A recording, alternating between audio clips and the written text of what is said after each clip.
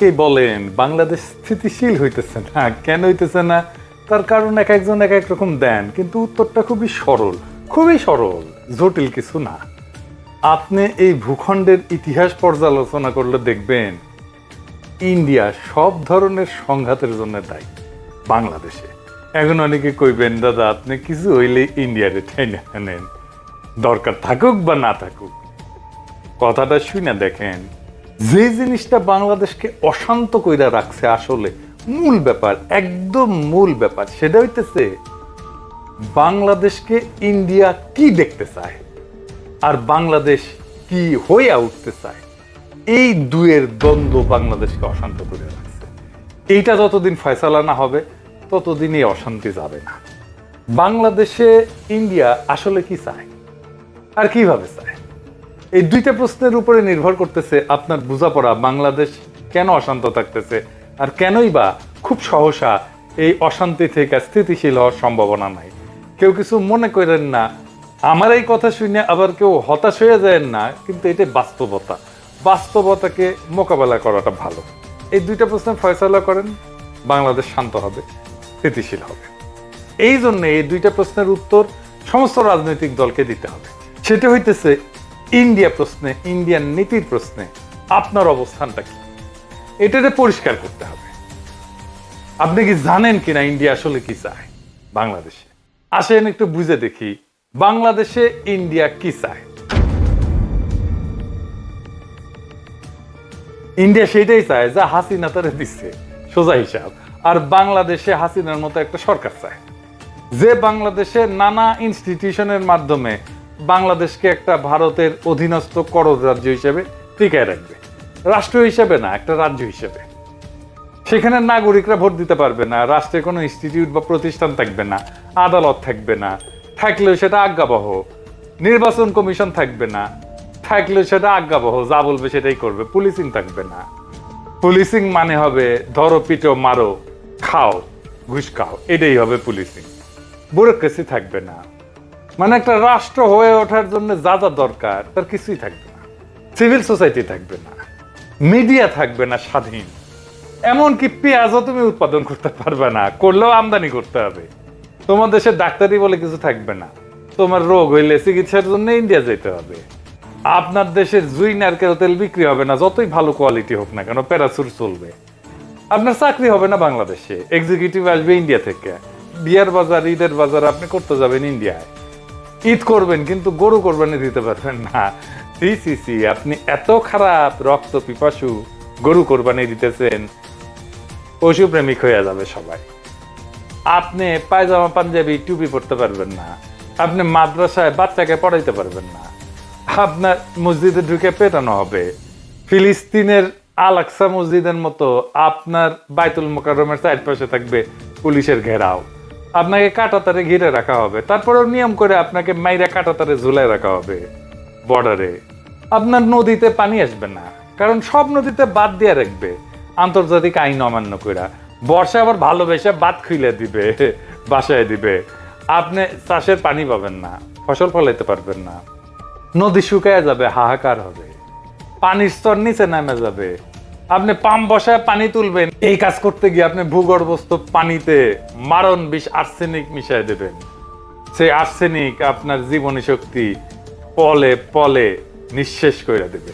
আপনার শিক্ষা প্রতিষ্ঠানগুলো ধ্বংস হবে, লেখাপড়া হবে না, আপনাকে পিটায় মেরে ফেলা হবে সারা রাত, কারণ আপনি 5 ওয়াক্ত নামাজ পড়েন। আপনি আওয়ামী লীগ করেন, ছাত্রলীগ করছেন, এটাই আপনার যোগ্যতা। এই যোগ্যতা বলে যে কয়টা সরকারি চাকরি তার সিংহভাগ আপনি নিয়ে নেবেন। আপনারে পড়ানো হবে আপনি আসলে অখণ্ড ভারতের অংশ। আপনি জানবেন মুসলমানরা আসলে বহিরাগত। আপনি কথা বলবেন, আপনাকে জেলে নেওয়া হবে, পিটানো হবে, ক্রস ফায়ারে মেরে ফেলা হবে, দেশ ছাড়া করা হবে, পেটের নাড়ি ভুড়ি ব্যাগ করে সিমেন্টের স্ল্যাব বেঁধে নদীতে ডুবাই দেওয়া হবে, কোনোদিন আপনারে খুঁজে পাওয়া যাবে না। চলন্ত ট্রেনের নিচে ফেলে দেওয়া হবে হাত পা ব্যাগটা, নয়তো আয়নাঘরে বন্দি রাখা হবে বছরের পর বছর। আয়নাঘরের কোথাও না, আপনার ক্যান্টনমেন্টের মধ্যে, সবাই জানে, সব জেনারেল জানে, তারপরে ওইটা চলবে। কোনো কিছুই বানায় বলা না, তাই না? সবকিছুই ঘটছে বাংলাদেশে। আর এইসবের কারণ আর কিছু না, কারণ একটাই, সেটা হইতেছে বাংলাদেশ একটা মুসলিম মেজরিটি দেশ। আর সেই বাংলাদেশ ভারতের মিথিক্যাল অতীতের অংশ, সে অখণ্ড ভারতের অংশ বাংলাদেশ, সেই অংশ সে ফেরত চায়, তার আগে তাকে পরিশুদ্ধ করে নিতে চায় তার জনগোষ্ঠীকে। কারণ এই জনগোষ্ঠী আগে হিন্দুই ছিল, তারা মুসলমান আগ্রাসনের ধর্মান্তরিত হয়েছে বলে তারা মনে করে। এদের পরিশুদ্ধ করতে হবে যেন মননে সে অখণ্ড ভারত মাতার সন্তান হইয়া ওঠে। তাকে নতুন এক ধর্মে দীক্ষিত করতে হবে, যার নাম অসাম্প্রদায়িকতা। এই অসাম্প্রদায়িকতা ধর্মে আপনি কোরবানি দিলে সাম্প্রদায়িক বর্বর, কিন্তু পয়লা বৈশাখের নামে অষ্টমীর এক ডালিয়া উদযাপন করতে পারবেন। আপনি বুঝবেনই না যে আসলে আপনার পয়লা বৈশাখের আড়ালে আপনি আসলে দুর্গাপূজার অষ্টমী করতেছেন। আপনি পূজা মণ্ডপে যেতে পারবেন, কিন্তু ঈদের নামাজে দাঁড়াইলে আপনি সাম্প্রদায়িক, পূজায় গেলে আপনি অসাম্প্রদায়িক, ঈদের নামাজে দাঁড়াইলে আপনি সাম্প্রদায়িক। তারপর একদিন টুপ কইরা ভারত আপনাকে অখণ্ড ভারত মাতার অংশ করে নেবে। Syllabus complete. থ্যাংক ইউ, ধন্যবাদ, বাংলাদেশ জিন্দাবাদ। এটাই আপনার ডেস্টিনি হয়ে উঠছে। এই যে আওয়ামী আর ইন্ডিয়ান প্রজেক্ট, তাই মোমেন্ট প্রকাশ্যেই বলছিল ভারতকে, সে বলছে হাসিনাকে টিকায় রাখতে হবে। শোনেন, আবার শোনেন, অনেক আগের কথা। আমি ভারতে গিয়ে যেটি বলেছি যে শেখ হাসিনাকে টিকে রাখতে হবে। শুনেছেন? শুধু তাই না, ভারত আর বাংলাদেশের স্বার্থ যে এক, সেটাও সে ঘোষণা করছে। ভারতের বিজয়ই আমাদের বিজয়। শুনেন, আমাদের বিজয় ভারতের বিজয়, বুঝছেন? আমাদের উন্নয়ন ভারতের উন্নয়ন, ভারতের উন্নয়ন আমাদের উন্নয়ন। তাইলে আপনার মূল সংকট হচ্ছে আপনার বাংলাদেশ রাষ্ট্র থাকবে কিনা। এই যে ইন্ডিয়ার প্ল্যান, সে হায়দ্রাবাদ খাইছে, সে গোয়া খাইছে, সে জুনাগড় খাইছে, সে সিকিম খাইছে, সে কাশ্মীর খাইছে, একইভাবে বাংলাদেশকে খাইয়ে নেবে। সে তার অখণ্ড ভারতকে সম্পূর্ণ করবে, যেটা তার স্বপ্নে আছে, যেটা তার সংসদ ভবনে লাগাইছে, অখণ্ড ভারত। তাই বাংলাদেশের সার্বভৌমত্বের সংকট আপনার প্রধান সংকট, আপনার প্রধান আশঙ্কা মহাভারতে বিলীন হয়ে যাওয়ার আশঙ্কা। এই আশঙ্কাকে আমরা আসলে কিভাবে মোকাবেলা করবো? এখন প্রথমত আমাদের দেশের ভিতর একটা শক্তিশালী জাতীয় ঐক্য লাগবে। সেই জাতীয় ঐক্যের সম্ভাবনাকে সবসময় ধ্বংস করে দেয় ইন্ডিয়ানরা। আমি কাউকে উদ্দেশ্য করে বলতেছি না, কিন্তু আপনারা দেখছেন বৃহত্তর জাতীয় ঐক্য কারা নষ্ট করছে, যেটা 5ই আগস্টে তৈরি হয়েছিল, জুলাই আগস্ট বিপ্লবে তৈরি হয়েছিল। জাতির যে আকাঙ্ক্ষা কারা কিভাবে ধ্বংস করছে সেটা আপনারা দেখছেন। 2 নম্বর হতেছে রাষ্ট্রের প্রতিষ্ঠানগুলো পুনর্নির্মাণ করতে হবে, যেগুলো হাসিনা ভেঙে দিয়ে গেছে, যেটাকে সংস্কার বলতেছে প্রফেসর ইউনূসের সরকার। তার ফলে রাষ্ট্রের প্রতিষ্ঠানগুলো যে ধ্বংস করছে হাসিনা, তা পুনর্গঠিত হবে সংস্কার করে। এই জন্য এত সংস্কার সংস্কার সংস্কার সংস্কার শোনা হচ্ছে। কোন সংস্কার করতে দিতে চাচ্ছে না কারা আপনারা জানেন? আপনারা দেখতেছেন সংস্কার করতে যে নির্বাচনে দেরি হইলে বাধা দিবে বিএনপি। এই বছরই নাকি সংস্কার সম্ভব, দিল্লি স্টারে মাহফুজ আনাম কইছে। কই থেকে আসছে? দিল্লি স্টারে মাহফুজ আনাম যখন লেখাটা কই থেকে আসে? এটা দিল্লি থেকে আসে। দিল্লি থেকে কয়া দেয়, মাহফুজ আনাম লিখে দেয়, চেপে দেয়। নির্বাচন বিএনপি কবে চাইছে? 2025-এর মার্চ এপ্রিলে, সেই 2024-এর ডিসেম্বরে চাইছে। আমি বেনে বেনে করছি না, দেখেন ডিসেম্বরে করছে, আগামী 3-4 মাসের মধ্যে নির্বাচন চাই। এইটা সাহেব তারিখ দেখান। বিএনপির নেতারা কি ব্যাখ্যা দিবেন? 2025-এর এপ্রিলে কেন চাইছিলেন বা মার্চে কেন চাইছিলেন নির্বাচন? আপনি তো এখন ডিসেম্বরে চান নির্বাচন, মানে আপনি এখন কনভিন্স যে ডিসেম্বরের আগে নির্বাচন সম্ভব না। তাইলে মার্চ এপ্রিলে কেন চাইছিলেন? এটা কি খেলা পাইছেন ভাইজান? দেশের ভাগ্য নিয়ে, দেশের ভবিষ্যৎ নিয়ে খেলা? এটা সিরিয়াস চিন্তা না করে একটা কথা কয়ে দিবেন আপনি? তাহলে তো সিনিয়র নেতারা। আবার দেখেন বিএনপি স্পষ্ট করে বলছে, বর্তমানে দেশে আলোচিত প্রায় সব সংস্কার প্রস্তাবই আমাদের 31 দফায় অন্তর্ভুক্ত আছে, তার মানে সংস্কার করার দরকার নেই। এটা তারেক রহমান বলছেন নভেম্বরের 14 তারিখ 2024 রাষ্ট্র কাঠামো মেরামতের রূপরেখার 31 দফা ও নাগরিক ভাবনা শীর্ষক সেমিনারে বলছেন। খুব ভালো কথা, মেনে নিলাম যে এই 31 দফায় হইতেছে সংস্কার। তাইলে 31 দফায় তো সব সংস্কার আছে, তাই না? তারেক রহমানই তো কইছে, তাই তো বলছেন তারেক রহমান। এটা করতে কত টাইম লাগবে বিএনপির? বিএনপি এইটা বলছে তারেক রহমানের বক্তব্যের সপ্তাহ 3 পরেই, যে কত সময় লাগবে সংস্কার করতে। 3 থেকে 4 মাস লাগবে এই সংস্কার করতে। যেই সংস্কারের আলাপ হইতেছে সেটাই 31 দফায় আছে, আর সেই সংস্কার করতে 3 থেকে 4 মাস সময় লাগবে বিএনপির কথায়। তাইলে বর্তমানে দেশে আলোচিত প্রায় সব সংস্কার প্রস্তাবই যদি বিএনপির 31 দফায় অন্তর্ভুক্ত থাকে, আর সেই সংস্কার করতে যদি 3 থেকে 4 মাস লাগে, তাহলে কি বিএনপি 31 দফা ক্ষমতা নেওয়ার 3 থেকে 4 মাসের মধ্যে বাস্তবায়ন করে দেখাবে? পারবে? হুদাই একটা কথা বলে দিলেই হইল। যাই হোক, বাদ দেন। এরপরে আমাদের আর কি লাগবে? এটা খুব গুরুত্বপূর্ণ, আসেন এটা একটু বুঝে দেখি। এরপরে আমাদের লাগবে এমন একটা শক্তির বন্ধুত্ব যারা আমাদের সার্বভৌমত্বের রক্ষা কবচ হয়ে থাকবে। মানে ইন্ডিয়া যদি আমাদের অ্যাটাক করতে আসে, আমাদের পাশে কে দাঁড়াবে? কারা হইতে পারে সেই শক্তি? আমাদের খুব বেশি চয়েস নাই, কিন্তু কারা হইতে পারে বলেন? ওয়েস্ট, পশ্চিম। হ্যাঁ, এই পশ্চিম ভাই ইসলামোফোব দুনিয়া। আমেরিকা আমাদের ইন্ডিয়ার হাতে তুলে দিছিল, ভুলে যান না, 1/11 করে। হাসিনার পুরা টাইম ওয়েস্ট 2 হাত তুলে হাসিনাকে সাপোর্ট দিছে, দেয় নাই? এমনকি হাসিনা যখন পাখির মতো মানুষ মারতেছিল বর্ষা বিপ্লবে, জুলাই আগস্ট বিপ্লবে, কেউ কিছু বলছে? বলেন। এই ওয়েস্টকে ইন্ডিয়া বুঝাইছে হাসিনাকে আমাদের দরকার, নয়তো ইসলামী জঙ্গিরা বাংলাদেশের দখল নিয়ে নেবে। তাই এই পশ্চিম সেটাই করবে যা ইন্ডিয়া চায়। ইন্ডিয়ার চাওয়াকে পশ্চিম সাপোর্ট করবে সব সময়। তাইলে আমাদের চয়েস একটাই, চীনের সাথে অর্থনৈতিক, সামরিক, রাজনৈতিক, কূটনৈতিক একটা দীর্ঘমেয়াদী সম্পর্ক তৈরি করা। এটা একটা অতি জটিল এবং বিপজ্জনক কাজ হবে। কেন বিপজ্জনক হবে? কারণ এই কাজ করতে গেলে পশ্চিম আর ইন্ডিয়া ঝাঁপে পড়বে একসাথে চীনের সাথে সম্পর্ক তৈরি করতে গেলে।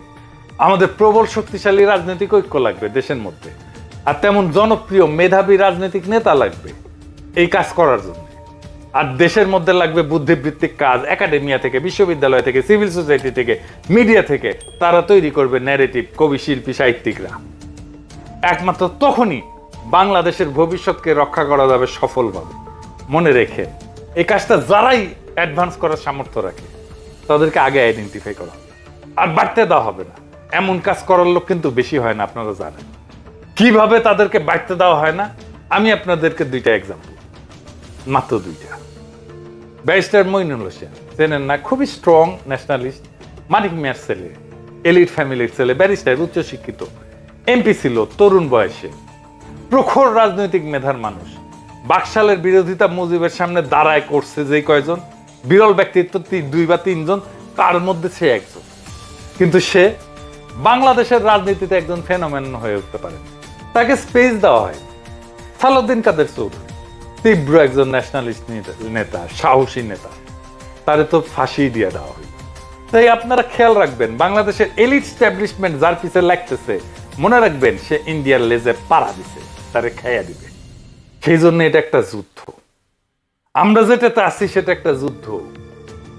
এই জন্য এটা শান্ত হইতে সময় লাগবে, যতক্ষণ পর্যন্ত না আপনি প্রবল শক্তিশালী হইয়া প্রতিপক্ষকে পরাজিত করতে না পারেন। মনে রাখেন, এই যুদ্ধ আমাদেরই। বাংলাদেশের রাষ্ট্রীয় অস্তিত্ব আজ একটা চূড়ান্ত চ্যালেঞ্জের মুখোমুখি। এটা শুধু ভারতীয় হেজিমনির বিরুদ্ধে না, এটা আমাদের ভবিষ্যৎ প্রজন্মের জন্য, আমাদের আত্মপরিচয়ের জন্য, আমাদের ভাষা, আমাদের স্বাধীনতার আত্মাকে রক্ষার জন্য এক অবিরাম যুদ্ধ। এই যুদ্ধ শুধু সীমান্তে না, এটা চিন্তায়, বুদ্ধিবৃত্তিতে, প্রশাসনে, বিশ্ববিদ্যালয়ে, অর্থনীতিতে, সিভিল সোসাইটিতে, আর প্রত্যেকটা নাগরিকের মনোজগতে।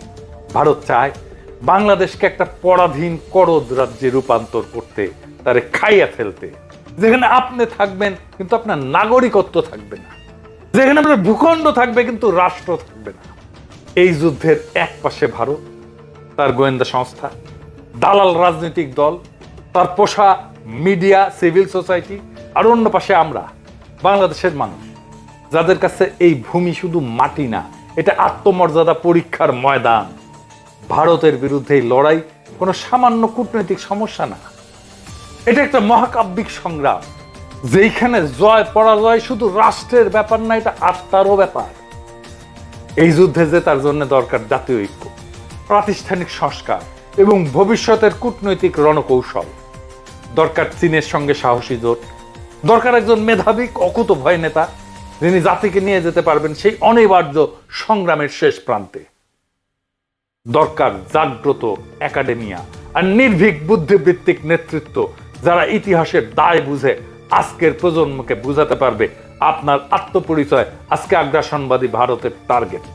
মনে রেখেন, ভারত কখনো আপনাকে রাষ্ট্র হিসাবে মানে, মনে করছে সে আপনার হারানো অঙ্গ। এই অঙ্গ যে আবার জায়গা উঠছে, নিজের পরিচয় দাবি করছে, এটাই তাদের ভয়। তাই তারা হাসিনার বদলে আর একটা পুতুল সরকার আনতে চায়, যাতে বাংলাদেশ আর কখনো মাথা তুলে না দাঁড়াইতে পারে। কিন্তু ইতিহাসের চাকা ঘুরছে। আজ প্রশ্ন একটাই, আপনি কি এই চক্রান্তের বিরুদ্ধে দাঁড়াতে প্রস্তুত? আপনি কি আপনার স্বাধীনতা, আপনার ধর্মীয় অধিকার, আপনার আত্মপরিচয়, আপনার ভাষা আর আপনার স্বপ্নের বাংলাদেশকে রক্ষা করতে চান? তাহলে এই যুদ্ধ আপনারও। এই যুদ্ধ শুধু নির্বাচন বা সংস্কার নিয়ে না, এটা একটা জাতির আত্মার অস্তিত্ব রক্ষার লড়াই।